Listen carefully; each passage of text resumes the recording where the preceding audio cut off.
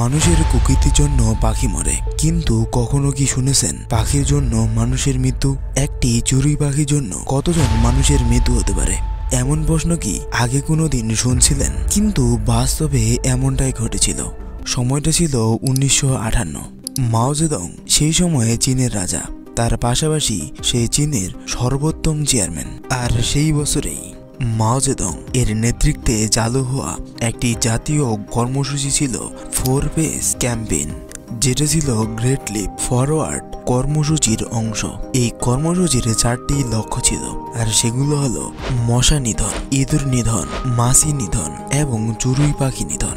আর চড়ুই নিধন কর্মসূচির নাম দেওয়া হয় গ্রেট স্পেরো ক্যাম্পেইন। একটা নয়, 10টা নয়, চীন থেকে চিরকালের মতো চড়ুই পাখি নিশ্চিহ্ন করতে চেয়েছিলেন মাও। কিন্তু কেন? কারণটা হলো দেশের ফসল ক্ষতি করছে এই বদমাশ চড়ুই। মাও জেদং এবং তার শাসন ব্যবস্থা মনে করত যে চড়ুই পাখি কৃষি জমি ক্ষতি করে, কারণ চড়ুই পাখি ধানের শস্য এবং অন্যান্য ফসল খেয়ে ফেলে। তাই চড়ুই পাখি ধ্বংস করলে কৃষি উৎপাদন উল্লেখযোগ্যভাবে বৃদ্ধি পাবে।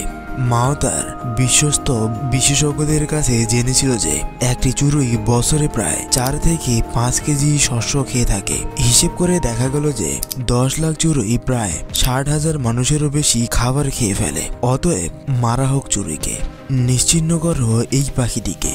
ফলে সরকারি বন্দোবস্ত হলো, নিধনের জন্য কেনা হলো 1 লাখ চড়ুই নিধন অভিযানের নিশান।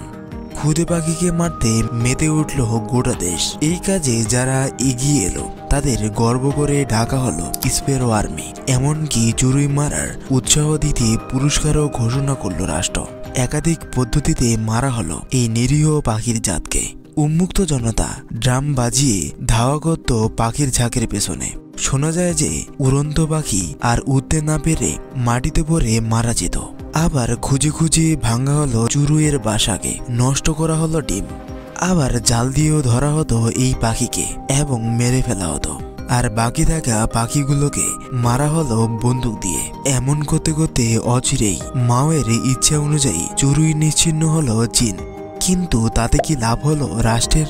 ভালো হলো দেশের মানুষের? কিন্তু এর ফলে ভালো তো দূরের থাক, চড়ুই নিধনের কারণে কয়েক বছর পর কালো দুর্ভিক্ষের দিন দেখলো গোটা দেশ। আসলে চড়ুই শস্যের কিছু অংশ খেত তা ঠিক, কিন্তু তেমনি ফসল ধ্বংসকারী পোকামাকড়ও খেত এই পুচকে পাখির দল। আর বেপরোয়া চড়ুই নিধনের ফলে নষ্ট হয় সেই বছরের সিংহভাগ ফসল। গ্রেট চাইনিজ ফ্যামিন নামে পরিচিত 1959 থেকে 1961 সালের দুর্ভিক্ষের কথা হয়তোবা আপনারা শুনে থাকবেন।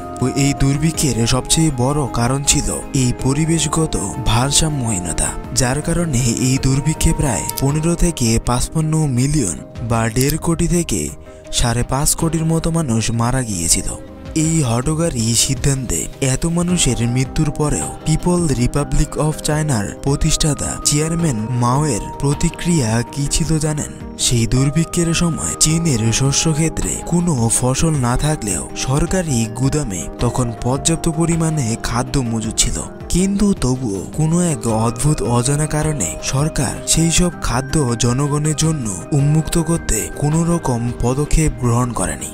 এবং তার উপর সরকারের এসব কর্মকাণ্ডের বিরুদ্ধেও কেউ মুখ খুললে তাকে নির্মমভাবে হত্যা করা হতো। আর এই ঘটনা আমাদের শেখায় যে সৃষ্টিকর্তা যা কিছুই সৃষ্টি করেছেন তার পেছনে হয়তোবা কোনো কারণ আছে। এই মর্মান্তিক ঘটনা সম্বন্ধে আপনার কি মতামত অবশ্যই কমেন্টে জানাবেন।